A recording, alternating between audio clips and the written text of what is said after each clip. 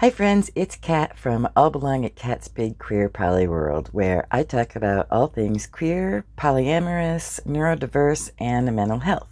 Today I'm going to talk about queer and poly in the media. Specifically, we're going to talk about the new series, A League of Their Own.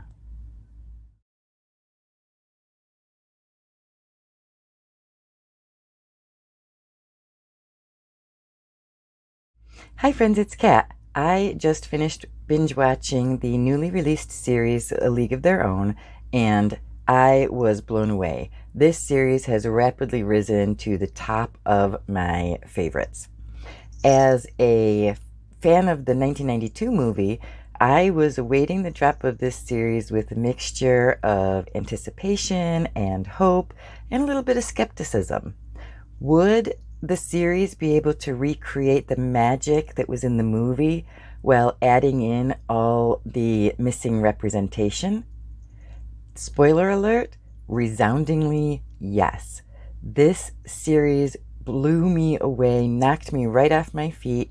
I can't wait to binge watch it again, and I'm a little bit salty that I have to wait like a year or more for the next season. The show's casting is very diverse and intriguing.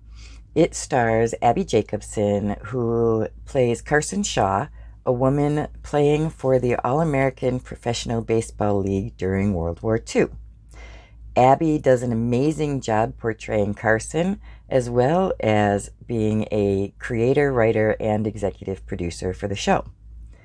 She is joined on her team, the Peaches, by a diverse and wonderful cast that includes people like Roberta Colindres as Lupe, Melanie Fields as Jo, Darcy Carden as Greta, and Kelly McCormick as Jess.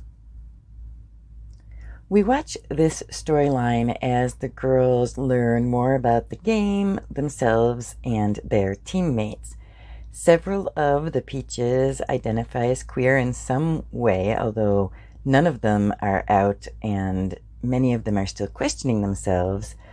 It's not a safe time to be queer in the United States, and the show does a pretty good job of balancing the portrayal of both the joys and the fears of being queer during that time period. So Carson befriends Maxine Max Chapman, and this leads to the sort of parallel story being told at the same time as the story of the Peaches. Max is an amazing pitcher, but she's not allowed to try out for the Peaches because she's black. She's then not allowed to be on her company's baseball team either because she is a woman. And this storyline introduces us to even more phenomenal characters and actors, including Max's best friend Clance, who is played by Bemisola Ikamela, and her uncle Bert, who's played by Lee Robinson, as well as her parents, Clance's husband, and several other characters. I cannot stress how good this series is. It doesn't just scratch the surface of diversity. It doesn't just touch on queer issues and gender issues and racism. It digs in. It shows many different shades of each of those issues. The representation within the representation is amazing. And the fact that they were able to tell these full, complex stories in 8 episodes just blows me away.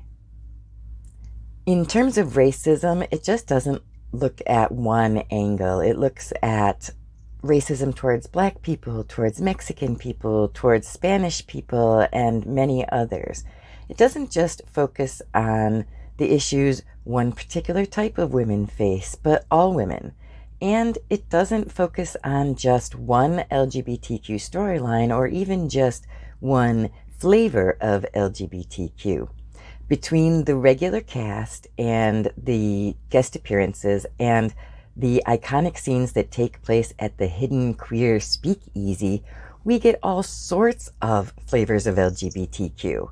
It's amazing. And speaking of that speakeasy, It's run by a character played by Rosie O'Donnell, and Rosie O'Donnell is the only person to have a cameo in this series that was on the original 1992 movie. Aside from all of the amazing diverse storylines, the overarching storyline of this series is really well done and really well written and played out. The show does a really good job of making you really feel what these characters are feeling. It had me laughing out loud. It had me crying in frustration. It had me angry. It had me feeling joy and rebellion and pride and anger and shock. It just draws out so many emotions all in 8 amazing episodes. So if you haven't already watched it, go do the thing. It's available on Amazon Prime. I'm not getting paid for this review. I just really love the show. Go watch it. You will not regret it. So that's it for me today, friends. Thanks for joining me for this episode of Queer and Poly in the Media with Kat. Make sure you hit the subscribe button so you don't miss any Saturday episodes. If you think that there's a show I should be watching that has queer or poly characters, please feel free to drop them in the comments. I'd love to hear from you.